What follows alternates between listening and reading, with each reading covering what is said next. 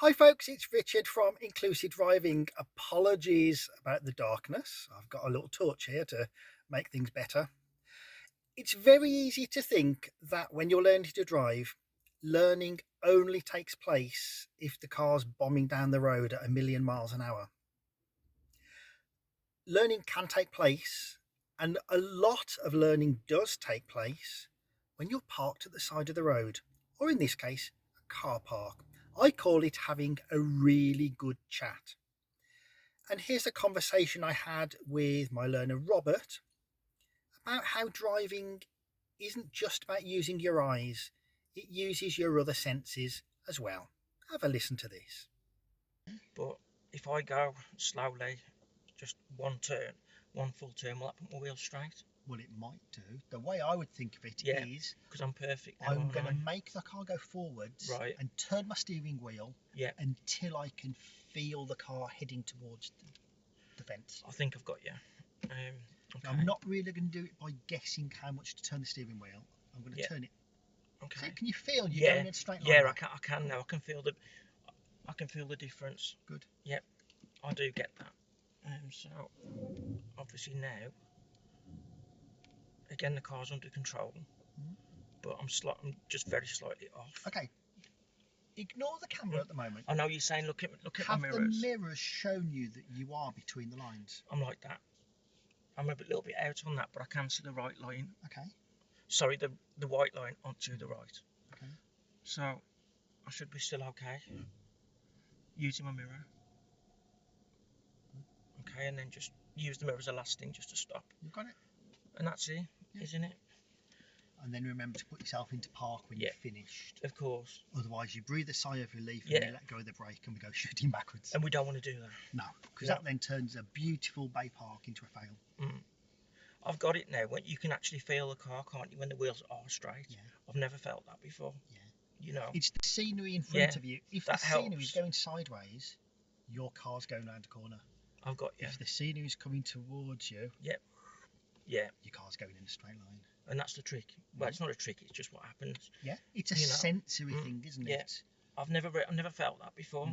When you said go forward and just go ahead, and then like basically you didn't tell me how to turn the wheel, but I could feel that I was going straight, which with the fence and also the scenery like you say, and then obviously I just turned it a little bit. That's all I needed, and then it was done. What other senses do you use when you're driving? Your eyes, your ears, and just generally looking around for your spatial awareness. Any other senses we use? Eyes, ears. This is going to sound really daft, but honestly, I can't think of anything else. That's okay. Yeah. What about our sense of touch?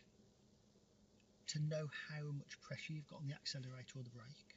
Oh, of course, yeah, because when you've got your brake, your brake on, it's either like, it's like completely down when you're at a stop. And obviously I was just letting it go a little bit, knowing that I was going under control, but I wasn't going really fast. What feedback do you get touch-wise from the steering wheel when you're going around a corner? The steering wheel is like you're going around around a left corner. You can feel you're going around that corner because you're looking at the curb and you're also feeling the wheels. Yeah. If that makes sense. Yeah. So as you go around, like you say, left corner, you're feeling your body shift slightly in your seat. Yeah, it does move. Yeah. As you steer to the left, yeah, you can feel the steering wheel trying to push straight again, can't you? Yeah, it is. Yeah. So so it is actually touch as well. I get that. Balance. Balance. Yeah, of course. You've told me about hearing. How do you use hearing? Hearing. Obviously, you're looking around. You look in your mirror as well because there could be a car coming back. You'd hear that, or you'd hear people going at the back of you.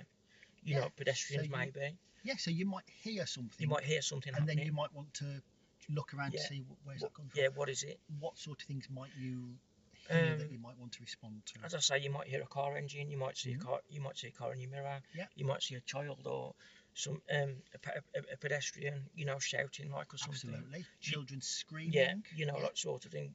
Mommy, where's that car going? Even though my brake light, my reversing lights would be on, the child might not know that. Yeah. So the mum would say, wait, step back. Yeah. So you'd hear voices basically. What other vehicle sounds might you be listening for?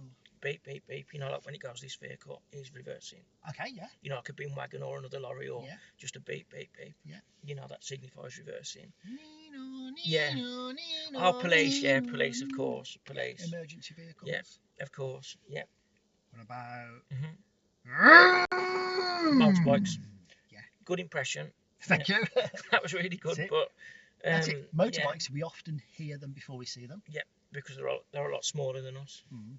Yeah. Where can that sense of hearing let us down, though, and not be accurate? I'm not going to guess. I'm just going to be honest. I'm looking at you straight in the face. You're doing what you're doing. Your radio's on. It's on too loud, so you wouldn't hear it then. Absolutely. That's the only way I can put it. It wasn't the answer I was thinking of, No, but you've but- given me a good answer. Would it work?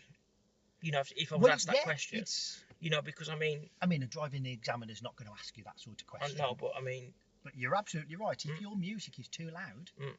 you're not going to hear stuff. exactly because you're too busy listening to the news, listening to the radio, Yeah. and also if you like, well, you shouldn't be doing this when you're reversing, but I've saw people do it. Even qualified drivers, taxis do it. They go tap tap tap on the thing as they're going, Yeah. you know, going around a corner or whatever. And I'm thinking, your mind's not on the road, but you've got the license. I haven't. Yeah.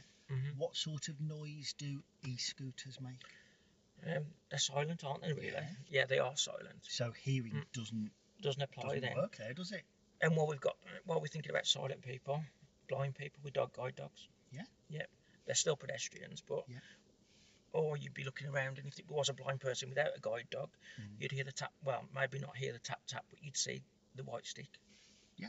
If they're in my rear mirror or coming up to me. Yeah. As I'm Okay. looking So left and right. pedestrian with a white cane Yeah. might be visually impaired. Yeah.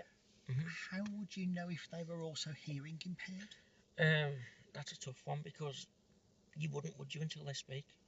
Or the Is there anything on the white stick that might tell you they're also no. deaf or hearing impaired? As far as I've always thought a white cane. I'll use the proper term.